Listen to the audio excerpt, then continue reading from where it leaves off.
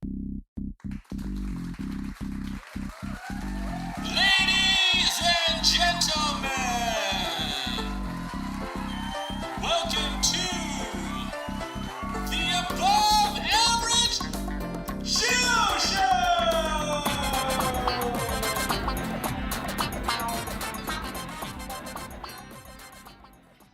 Hello, everybody, and welcome to the Above Average Joe Show. We are once again having another wonderful broadcast for you. Our guest today has worked as a savior on The Walking Dead. He has his own show, YouTube show, Cooking with Indy, and also another YouTube show, Drinking with Indy. And he's got some more stuff coming up that we'll talk about with Indy.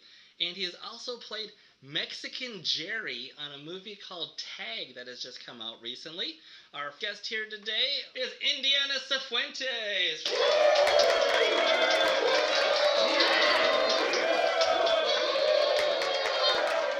And as always, I am your host, Joe. Estás muerto. I don't even know what that means, and I'm kind of afraid to ask. But thank you for being here today, Indy. Thank you so much for being our guest. How are you doing here? I'm doing great today. Thank you for having me. Oh, thank you for joining us.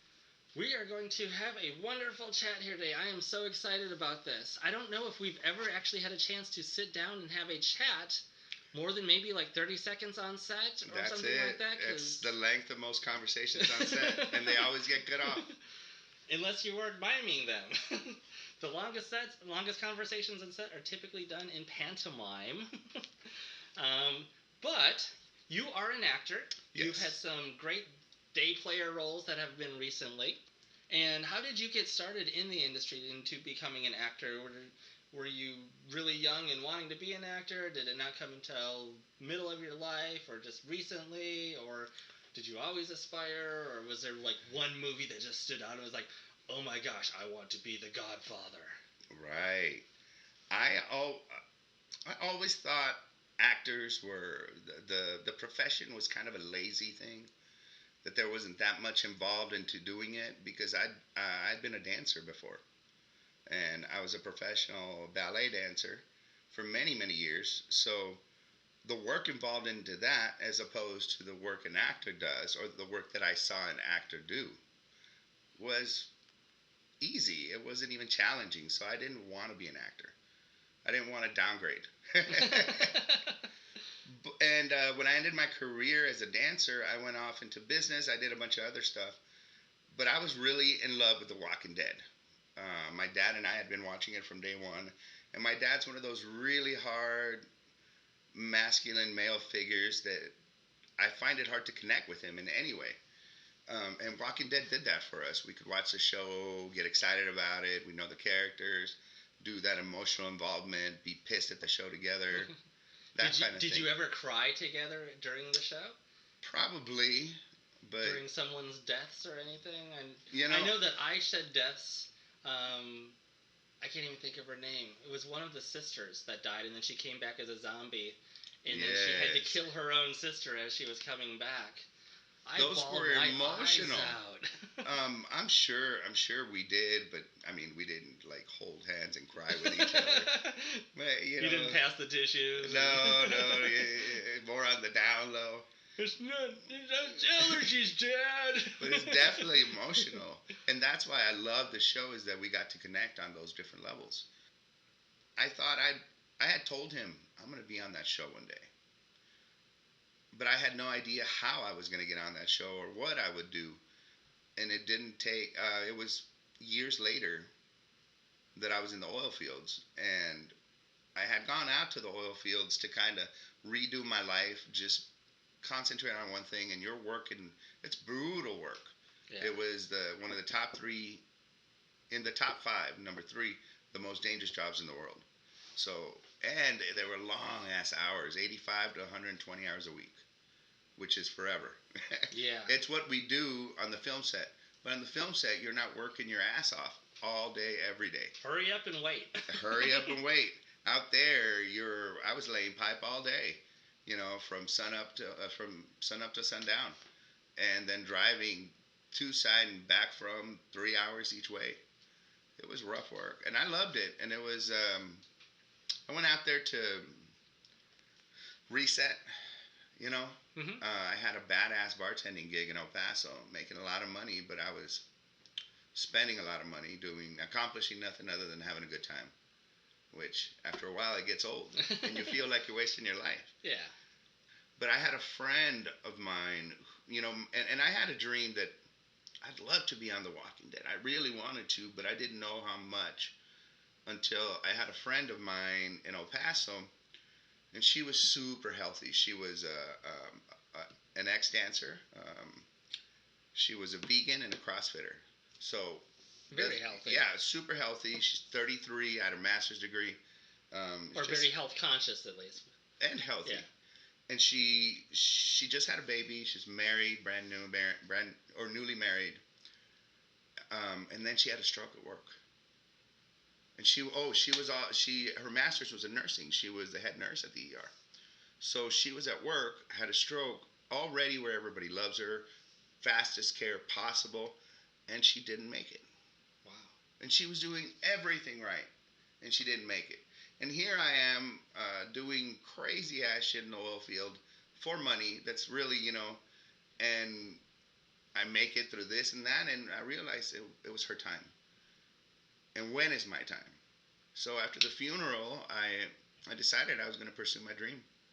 And I packed everything up and I moved. I made the drive from Midland, Texas, from El Paso, Texas, all the way out here to Georgia. Because I knew Georgia's a little state compared to Texas. Yeah, every state's a little state compared to Texas. So I figured I would find these vatos, whoever they are, wherever they are. I'd be like, I'll find them and I'll convince them that they need me on the show as a walker. Less than 3 months after being here, I got cast as a savior. Nice. And then I've done 4 seasons, and my dad's watched me on the show. So we've connected on a deeper level with this same show, and this fucking show is gonna be in my soul for the rest of my career. It'll be on your gravestone, in your obituary, right? And it wasn't even a speaking role. However, for not being a speaking role, the saviors were a big portion of the storyline. It was about Negan and his boys, and so it was a great boost to my career, in that my fan base became very wide and varied across the world, from Germany, Spain, Brazil, Argentina, Canada, and obviously here in the U.S. Yeah. And then, it was like a dream come true to be on The Walking Dead. And I made it happen because I realized when it's your time, and don't waste your time. Yeah. Definitely. And we filmed on my birthday. Aww. Out here. Yeah. It was that overnight where Abraham and Glenn go meet their maker. Oh, wow. And not a great birthday gift. it really was, because it was so brutal and so raw, and we were all experiencing it. In a very iconic scene that everybody remembers. Everybody will remember that. Everybody will remember your birthday. And right?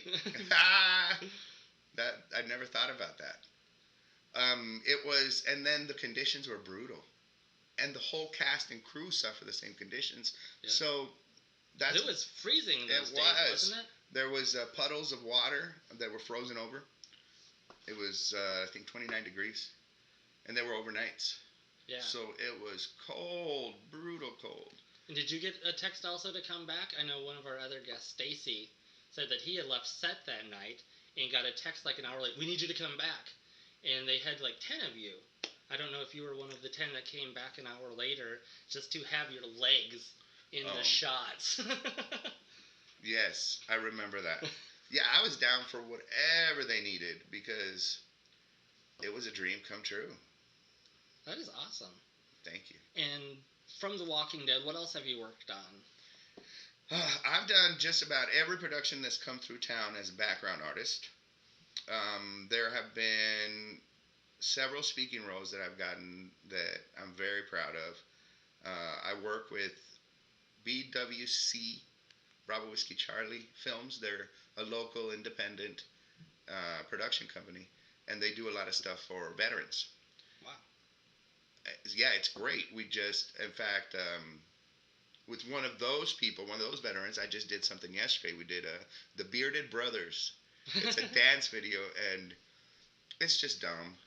A bunch of bearded big guys getting together and dancing, just for entertainment to benefit veterans. Yeah. But we do stuff like that. Bravo Whiskey Charlie, we've done Bounty Hunter, which is a western, and he calls it a grits western. Okay. Because it's made out here in Georgia. And we've done that. We're still working on it, and that should be out pretty soon. It started its life as a short, and it's going to a full-fledged. And it's got a lot of good attention. Old style western. That's been one of my favorites. With him, I did a role as an Afghani fighter as well. What else have I done with him? BattleTech or something like that. In a green room. And then I've been working on. I was also in Caso Cerrado, which was in Spanish. So a lot of my fans here and across the world don't understand it, but it still has almost 900,000 views on YouTube. Oh wow! And Caso Cerrado is it's an American, but in Spanish, telenovela style courtroom show. Nice. And so they're based on real stories, but actors portray. Mm-hmm. And I went in there, and I was supposed to be a really bad guy, and I pissed the judge off so much she broke her gavel. And it's crazy, crazy, crazy. How much attention that is, because I'm hoping to work on telenovelas. And telenovelas are so much fun. Over dramatic everything. Yes. And yeah, I'm down to do that. So my first national release that went international that got a lot of attention was I was the only bad guy in a movie called Tag, T-A-G, which is about a bunch of middle-aged vatos that have been playing a game of tag since they were kids. And this last episode happens at the guy who's never been tagged at his wedding. And there's some rules to when they can't mess with his wedding and when it's open season and all that. And that's what the storyline's about. And I'm the only bad guy in that. And that's been, I think I was number 13 on the credits. So very lucky and very happy to have been a part of that because it's a funny, feel-good movie. It might make you cry, just giving you... Yeah. When I was reading the script, I was like, how are they going to end this movie? I mean, does the last guy get tagged and that's the end of the movie? Why would I watch an entire movie just to watch one guy get tagged? But when I read the script, because I also worked on that movie, doing background casting and stuff, and reading the script, I got towards the end, I was like, okay, yeah, I totally get how this is a great movie now. Wonderful, beautiful ending to it all. And I got lucky to have my first big film in something that people enjoy. And in a way that they'll always, that if they're asking, oh yeah, you were in that, I'll be like, yeah, I was a bad guy. And they'll think back. And they'll be like, there was a bad guy. The only bad guy in my line, we went through a bunch of different versions of this and that and ended up with you're dead in Spanish, in Espanol. Estás muerto. And then we yelled at each other for like 2 hours. Just yelled, just like, ah, ah, ah.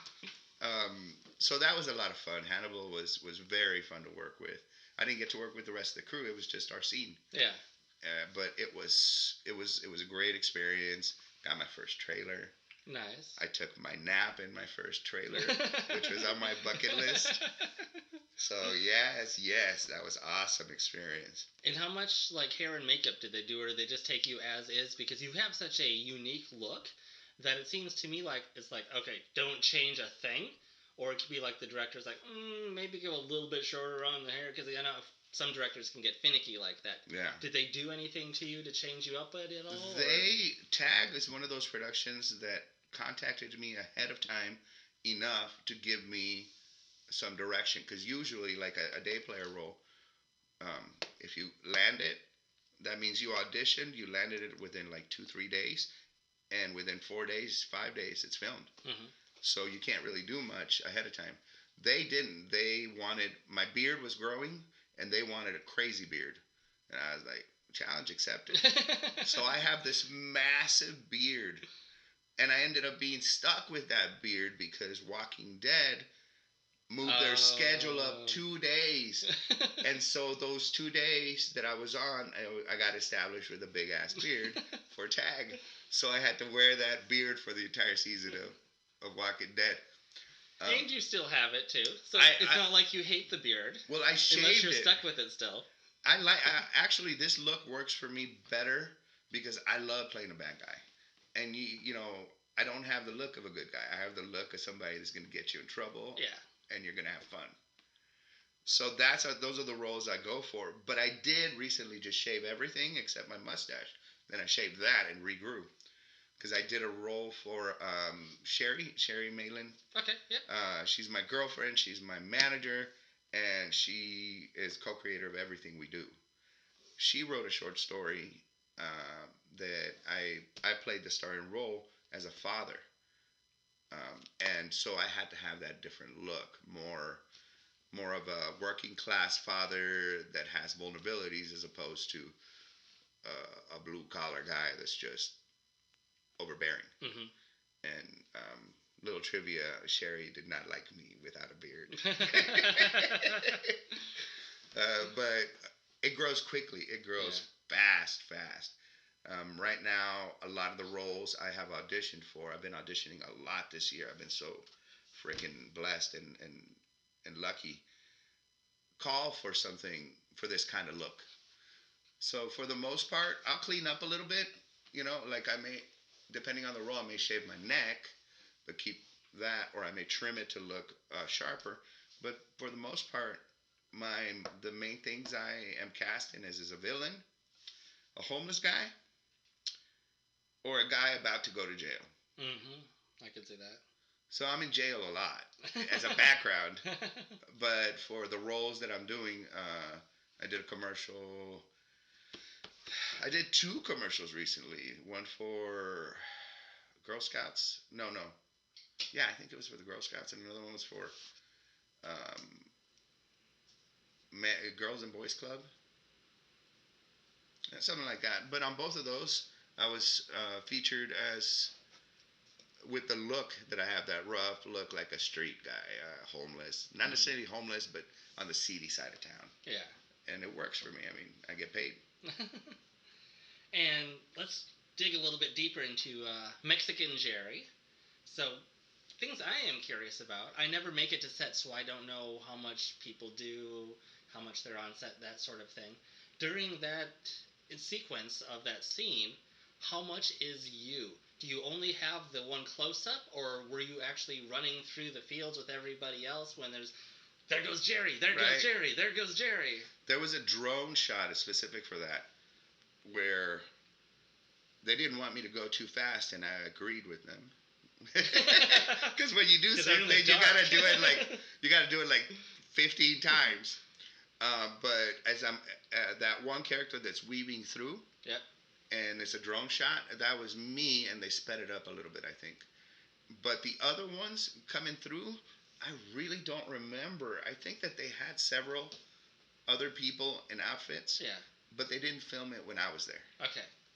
And for us, the main stuff we filmed was when he comes up on me and touches me, and I yell at him, and how the vines wrap him up against the tree. Yeah.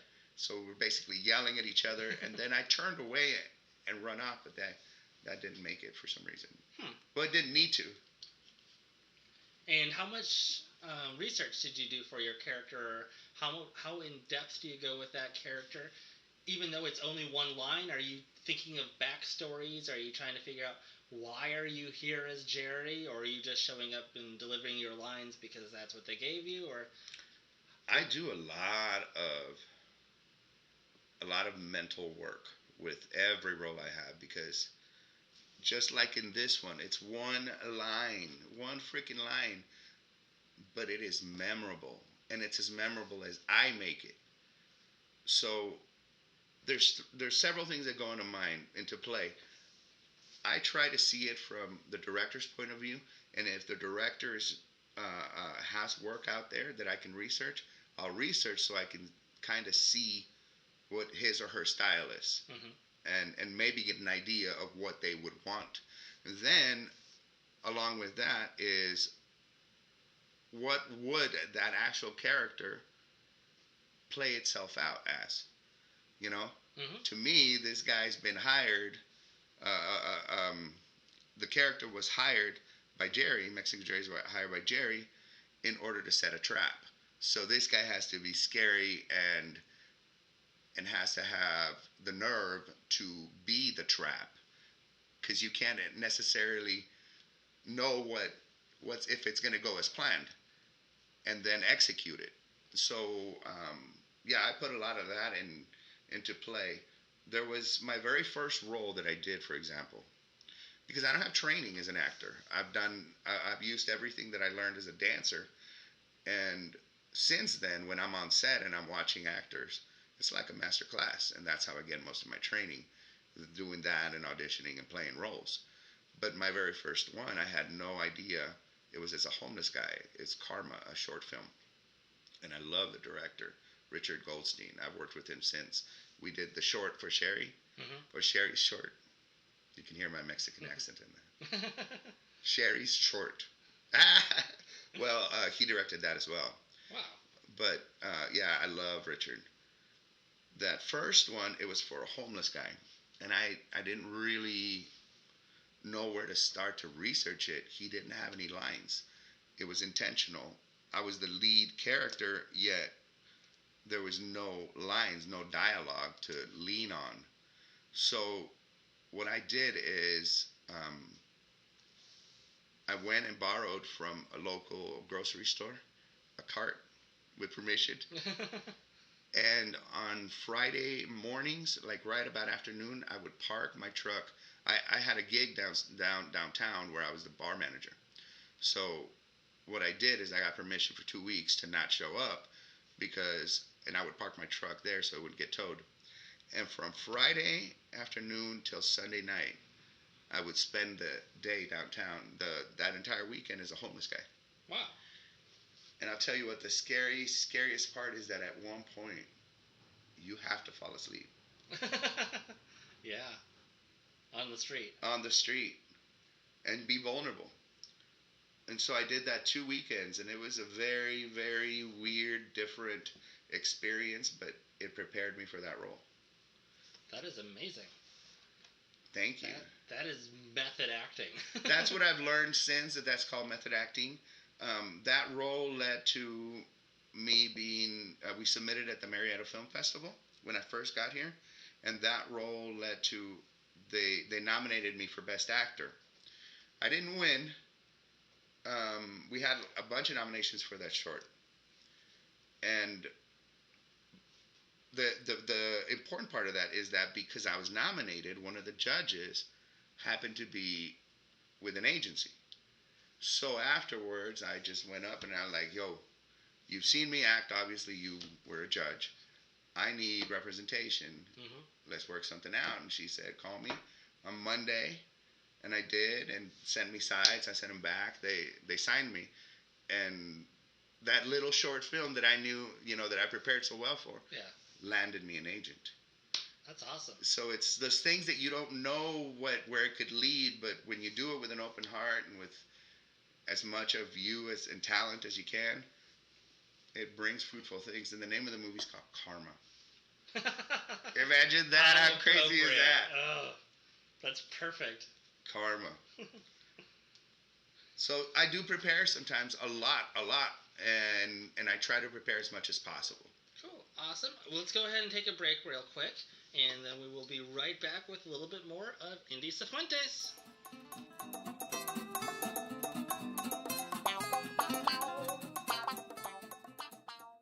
This episode brought to you by Meat Batos. Meat Batos are all shot callers. Holla ballers. Woo!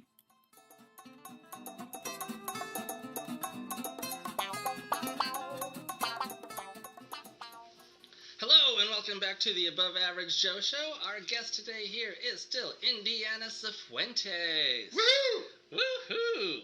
Is correct. Indiana, you were born in Mexico. Ciudad Juarez, Chihuahua, Mexico. And how long were you there, and when did you move to the States, and what is the history on that? I'm just curious.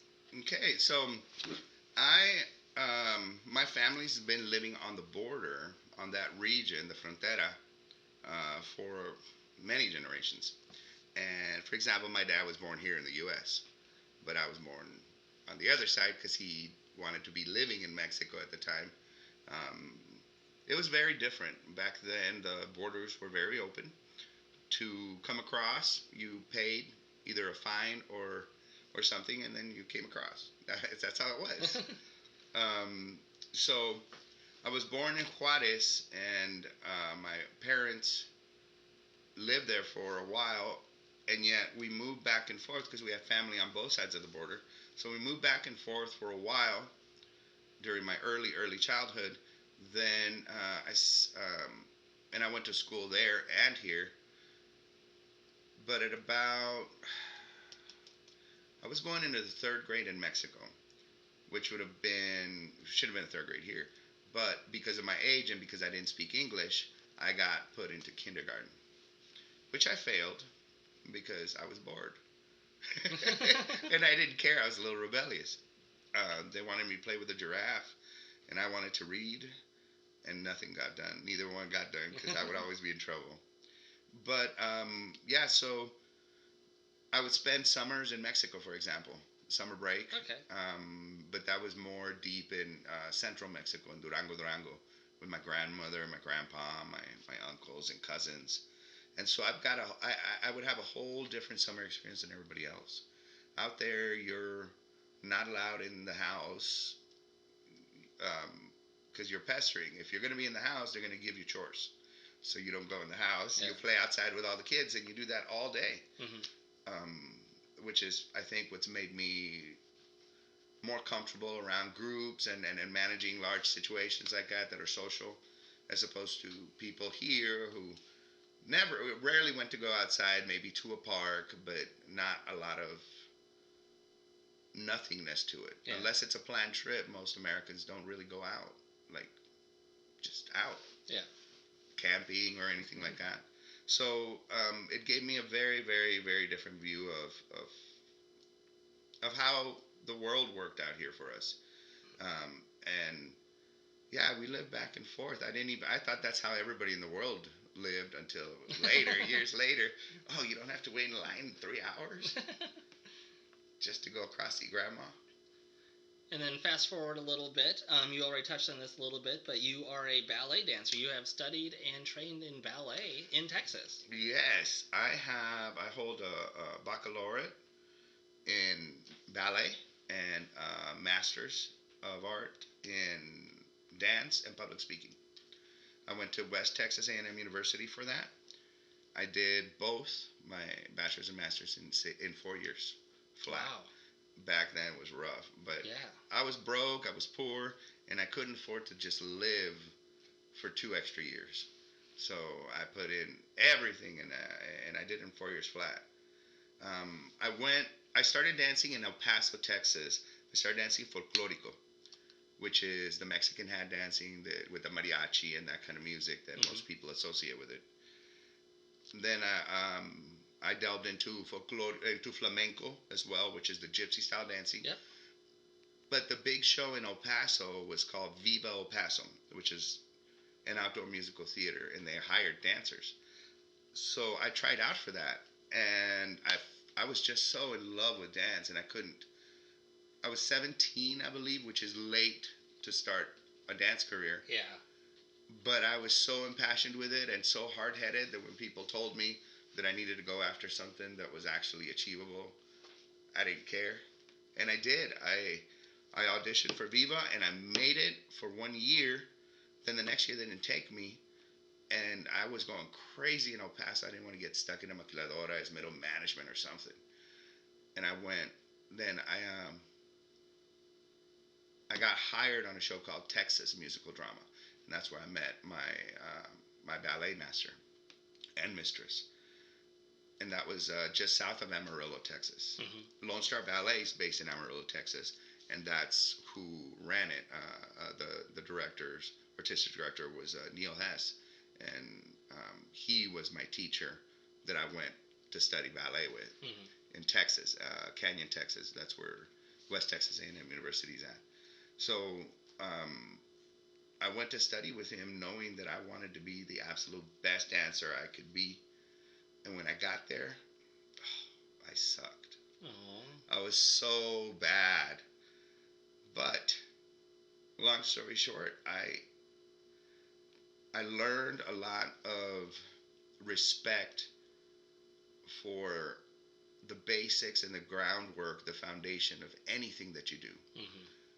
And so I was able to accomplish the unachievable by becoming a professional dancer at such a late age in my life. Because everybody goes to dance, has been studying since they were like 2, 3.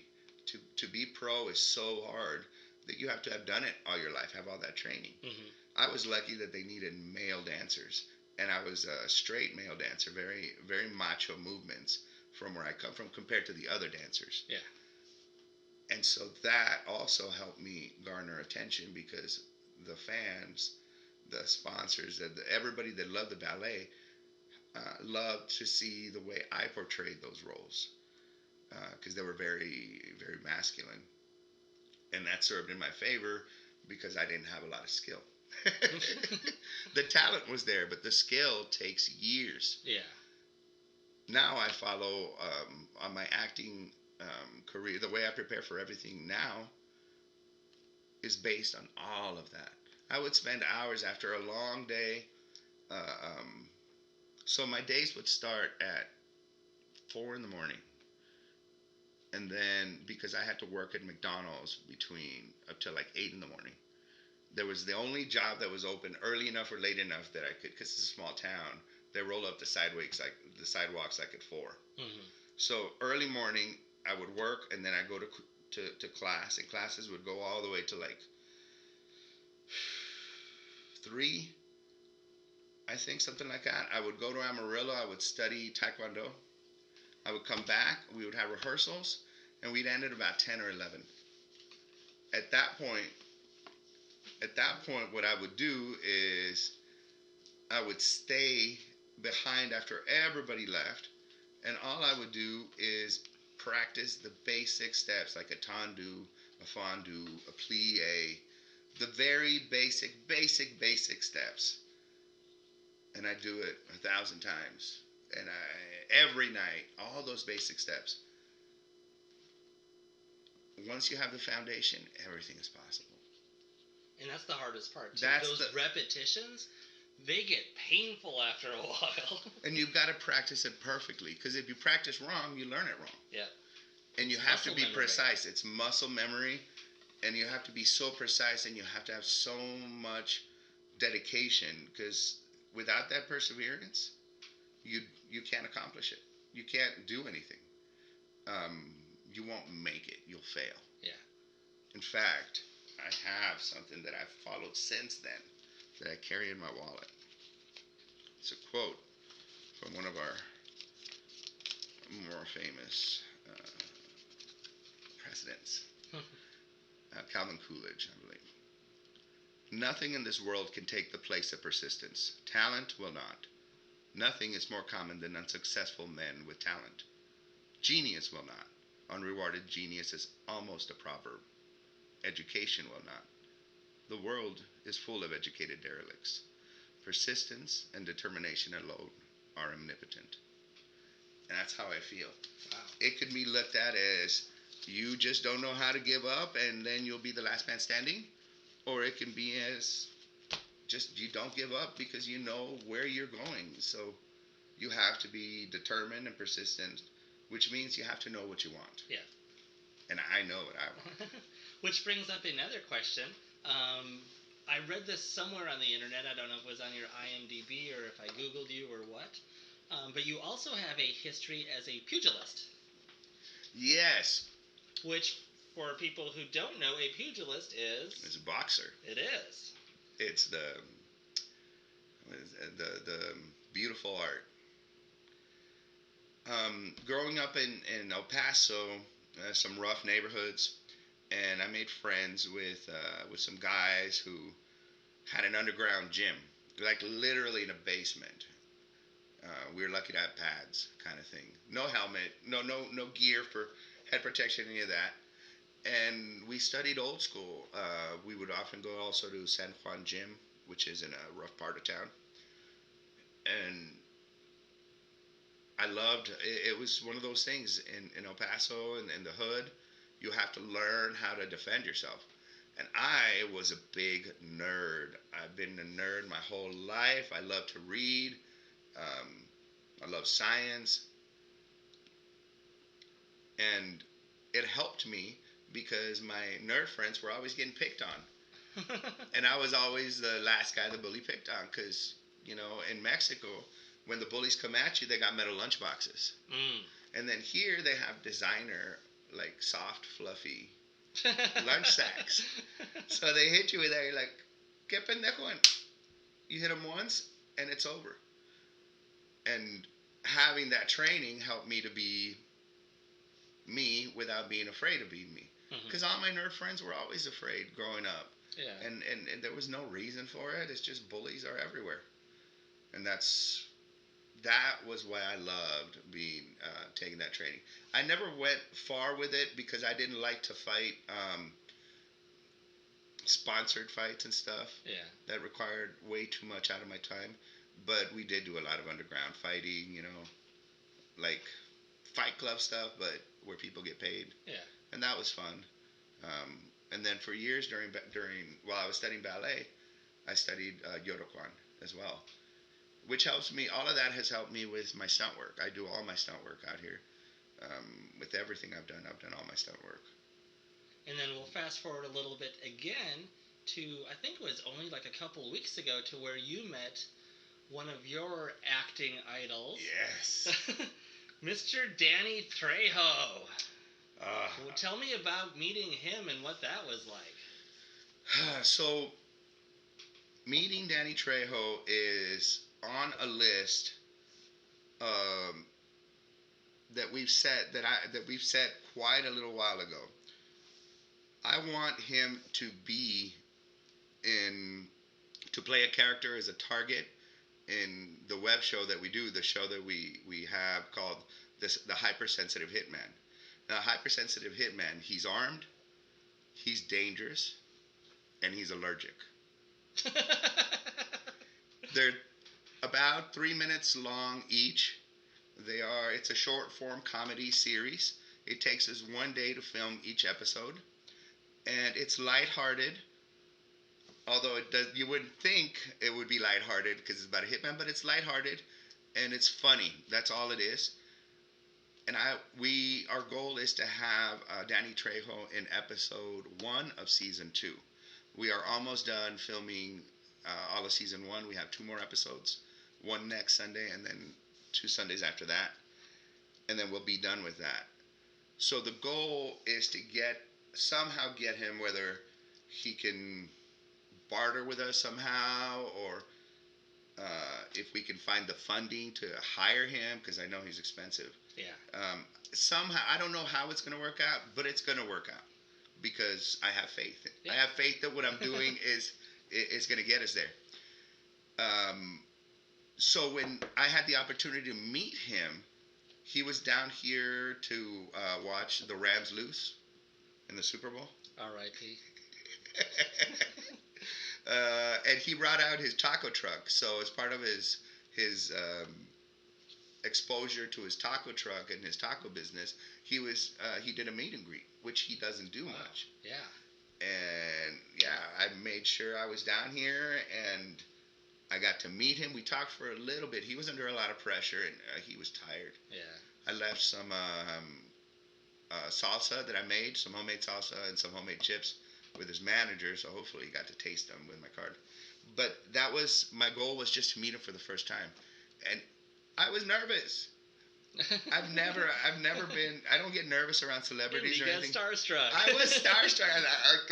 I wanted to do a GIF with him, but even though I had practice and everything, when we got there, I forgot to even ask him.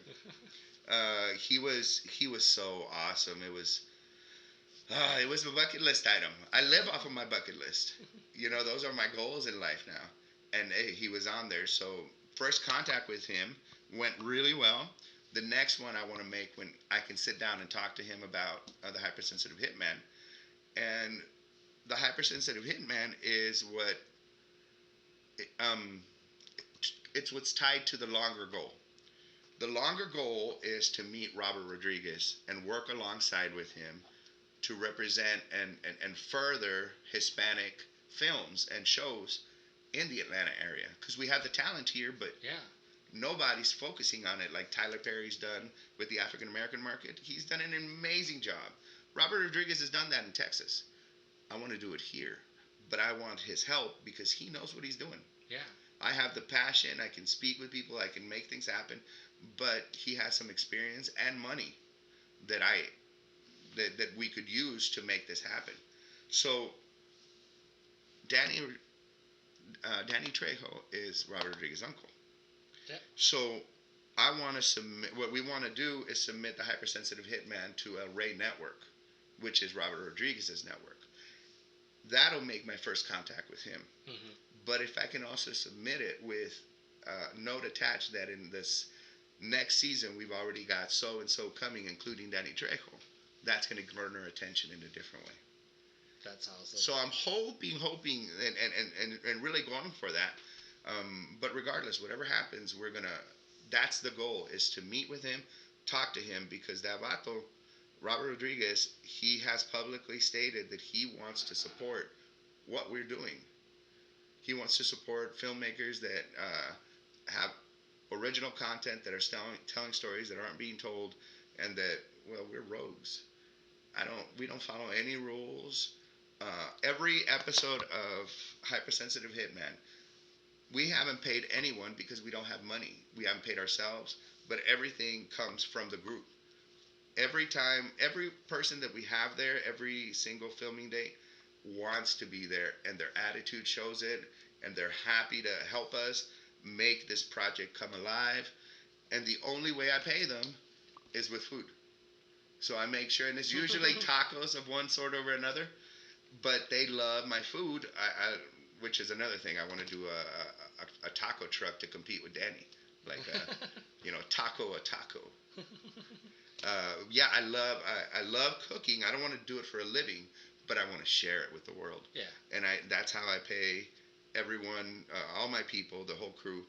After we film, we sit down and we have a beautiful shared time with good food. And people don't understand how important it is to feed your people well. If you feed your people well, they are more willing and happy to do things. Yeah. And not complain about it. You can do a lot better on a full stomach. As long as people aren't starving, they're okay. But not just starving, good food. Yeah. Some of this background work that I do. Not cheese balls. I take my own burritos. I don't even argue. They're not gonna give a shit. I don't care. I don't need it. I'm not there for it. Yeah. But it sucks. If we had good crafty, if we had great food, we don't. Sometimes we do. When we work with The Rock, damn, it's good. He takes care of everybody. Yeah. It makes a huge difference in how people feel about themselves if you give them something good to eat. Yeah. And I found that Robert Rodriguez preaches about it. That's how he did El Mariachi. So I've been following a lot of the same theories he does, but we're doing completely different things. My goal is to get some funding from him once he sees the kind of work we do and says, here, look, here's $250,000. I want to see this, and then we'll make it happen. Or he might say, you know what, let's partner up on something. We'll start at a different level, and blah, blah, blah. But the end goal is to do what we're doing without a lot of restrictions and to make good entertainment and to make sure, this is very important to me, that everybody that works with us is treated with respect and that they love being there and they would come back if that was an option. Yeah. Let's go ahead and take another quick break. Listen to a few words from our sponsors, and we will be right back with some more Indiana Sifuentes.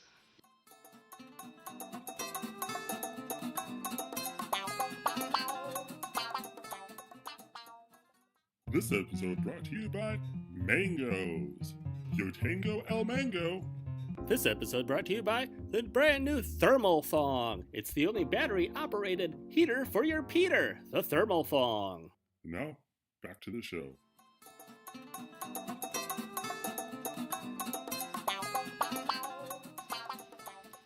And we are back here with Indiana Sifuentes, and we are going to have a quick little question off. Indiana, what are some of your favorite movies? Oh, my. I don't know if you watch a lot of sci-fi, but there was this series called Firefly. Love Firefly. Firefly. R.I.P. One season for some insane reason. I have introduced so many people to it, and when they get to the end, they're like, I'm ready for season 2. You know, just like... Everybody's been ready for season 2. I love that show, and consequently Serenity, the movie that came out 10 years after they were canceled. And still, so much as time has happened, and I'm hoping that There's been talks of an animated series, at least. An animated series would be cool, actually. But I want a live action. I want something that's, I want to connect with those characters. Yeah. One of my lifetime goals, bucket list item, is I want to be captain of my own starship. Nice. Have a show. That is. Serenity definitely be one of those. I love everything about it. From the cussing and Chinese, so he could get through the censors. Joss Whedon is so brilliant. Yes, he is. I really want to work with him. And all of those actors, Nathan Fillion. Nathan. I love him as Captain Hammer. If you remember. Oh, that was awesome. Sherry and I just watched it again the other day just because it's Nathan Fillion. Yeah. And what's his name? Neil Patrick Harris, MPH. Yeah. He does amazing in that role. I was not expecting much from Neil Patrick Harris because I hadn't really seen him in much when that came out. Mm-hmm. I mean, he was on How I Met Your Mother for I think 2 seasons so far, so I've seen him for a little bit. Yeah, that character got a little tired, but it was funny. Yeah. It was funny, but it got a little tired and dated pretty, into the 4th season. But I love the way he interpreted Barney was great. Mm-hmm. Love the character of Barney, exactly. Keep going. What else you got on your list? I've got Grandma's Boy, which is one of those movies you can put in and just chill to. I have never seen it. You've never seen Grandma's Boy? No. It is an epic tale about a stoner and his video games. You got to watch it. I will watch it at some point. There's a monkey in there that knows karate. You've got me sold already. The monkey that knows karate. Karate monkey. And as a male dancer, I always connected very closely with Footloose. Which version? The good one. The first one, yes. Man. Kevin Bacon. Dirty Dancing. Yeah, Dirty Dancing. I loved the way Patrick Swayze portrayed that character. He was the son of a trained dancer, and she taught him he was one of those people that grew up learning how to dance. I grew up dancing socially because I grew up in a Mexican family, and the uncles never danced. And so anytime there was a boy willing to dance, all the tias and cousins and everyone. So I grew up dancing like that. I love that. Then there's stuff like White Nights. Have you ever seen that? Sounds familiar. I'm trying to remember if I've seen it. It's a story about a ballet dancer that escapes Russia. And then he happens to be on a plane that's flying over Russia, and the plane goes down. And so he's captured again. Oh, wow. I don't think I've seen it. It's Mikhail Baryshnikov. There's some beautiful dance work, ballet, and there's also some tap dancing with, I don't remember his name, who was an expatriate living in Siberia at the time, an American. Oh, wow. American from the Vietnam War.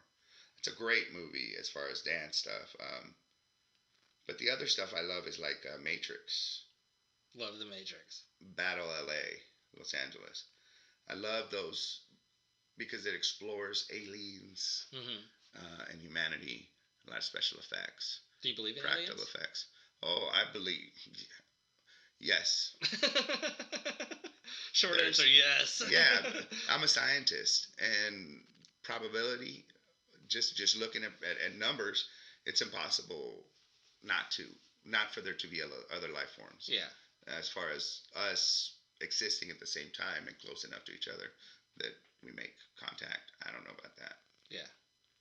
I totally believe that there are aliens out there, or there's at least something that's causing a lot of these alien sightings, alien happenings, which may not be aliens in the way we think of them. Maybe it's some other dimension that we can't describe, which is also what happens when people see ghosts in the paranormal. But I believe that somehow all of that does exist in our world, even though we can't figure out scientifically how to prove it. Because it happens when nobody's taking measurements. Yes. Which is not a coincidence. I think it's people, I think it's ourselves in the future coming back to visit and interfere or just take notes. And, that's what people are seeing and reporting. I don't think it's aliens. What about, like, haunted places where people have died? Do you feel that's people from the past that are still stuck there? I've seen ghosts. I don't know what I think they're ghosts. I used to be a manager at a strip club. And at the end of the night, it caught me several times, at least a dozen times, where I'm closing up and out of the corner of my eye, I see this lady over there at the, she's still sitting there, like with a client and shit. And I go to focus and then she's not there. It was a stripper that had gotten murdered by one of her ex-boyfriends. Wow. Or an ex-boyfriend. I don't mean to make her sound bad. I don't really know much about her. I just know that she was murdered in the club. Yeah. And she would show up. I worked in Camino Real, downtown, old downtown building in El Paso, Texas. There's bullet holes from the Mexican-American Revolution. I'm sorry, not the Mexican-American. It's on the Mexican-American border, but it's the Mexican Revolution, Pancho Villa. Yeah. There's bullet holes on that building. It's that close to there. The owner of that building, when it was first built, he married his daughter got married there, and on her wedding night, she went up to the top floor and threw herself. Ooh. And so she wanders through there, and you will run into her. She played the piano one time while I was there at night by myself. Yeah, it scared the crap out of me. Then I went over and I just hung out. All lights were out. So you hung out at the piano? Yeah. While she was still playing, or did she stop at that point? It had stopped, and I went over there and hung out and had a little cocktail. Were you chatting with her at all? I tried, but I didn't get any response. Yeah, which typically is what happens, but they will still typically hear and. That's what I was hoping. Hey, you're not causing any harm. We're friends, and I don't want her to blow something. Unless you were cursing her out or something. I did curse a little, and it scared the crap out of me. But yeah, I've seen those are some experiences. When I was little, my cousin and I, we were at my grandparents' home, which was it was like a mansion. It was this big property in Juarez, and we were out in the backyard, outside of the actual. Branches of the house, and we heard some crying. So we went to the back, and there was this huge shed, and we opened the shed. There was a lady there, and she was kind of see-through, but she was crying, and we went to talk to her, and she looked at us, and she was dead, and it was like Llarona. And we ran, and nobody believed us. But I saw it, and I didn't see it alone. Wow. And this is in Juarez. Very scary, La Llarona. Man. I love a good ghost story. I love ghost stories. Still have not had any experiences. No. You haven't had any experiences? I've wanted to, and it's just never happened. I don't know if I'm just in the wrong place at the wrong time. I don't know if I'm somehow not sensitive enough to what's going on, or... Well, we are right now in the process of trying to map out how to do a comedy series about ghost hunters, because there's nothing like it out there that would be, and it can be done here. There's so many cemeteries in this town so many old buildings. Old buildings, yeah. So many things that you have access to that you don't in other big cities. Yeah. And we are thinking of doing something like that. I'll let you know. I'll let you know if you want to come find a ghost. Yeah, I would totally do that. So let's go ahead and wrap things up then. Thank you everybody for listening. Indiana, thank you for being here. Thank you, Joe. It's been a pleasure. Awesome. I really enjoyed today. Yay.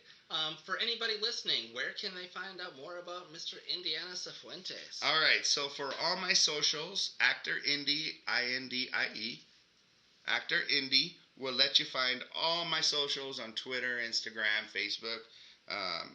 Also, if you like GIFs, we did a library of GIFs for my patron people, the ones that help us put together Hypersensitive Hit Show. So if you go on to a GIF bar and you type in Actor Indie, one word, you'll get access to whatever GIFs that platform is carrying. We put that library out for everyone to use for fun. It started with our patrons, and now it's for all our fans. And also on YouTube, you have a couple of YouTube channels or YouTube shows that you have that we didn't get a chance to discuss yet. If people want to see your YouTube shows, you've got Cooking with Indie, you've got Drinking with Indie. How do they find those? Do they just type that in and find it, or can they just type in Indie? So on YouTube, you can find me under Indiana Sifuentes. But if you put in Cooking with Indie or Drinking with Indie, it should also take you there. It's under my page as Indiana Sifuentes, and there's a library of them. We have 3 seasons so far of Cooking with Indie, and we have digital cookbooks available with those. We also have actual physical cookbooks for season 1 and season 2 for anybody that's interested. And I can sign those, and I can also sign the digital one, autograph them for you if you want to buy one. Then for Drinking with Indie, we've got 1 season of that in a cocktail book, digital and physical. And so for any of those, all of those recipes are available for free online under YouTube, under the YouTube channels. There's basically 3 things that are important. It has to be cheap, it has to be easy, and it has to be good. And so that's how all my recipes are. They're easy, they're cheap, and they're good. And they're all available for free. But like I said, for those of you that want to have a physical copy for you, then you can order that online.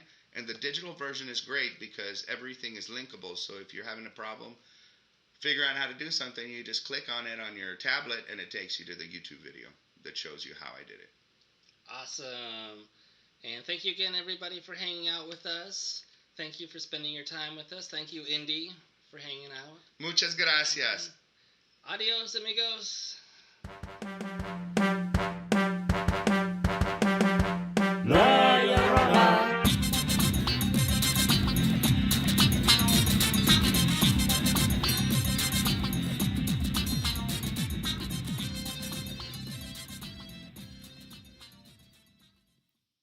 Thank you again to our special guest, Indiana Sifuentes. The Above Average Show was written and produced by me. Theme song composed and or arranged by yours truly. Be sure to check out our Facebook, Instagram, and Twitters. And look us up on Spotify, Stitcher, and iTunes. You can also check out another podcast I co-host, The Extra Unordinary, and other great media content by Moon Possum Productions at moonpossum.com.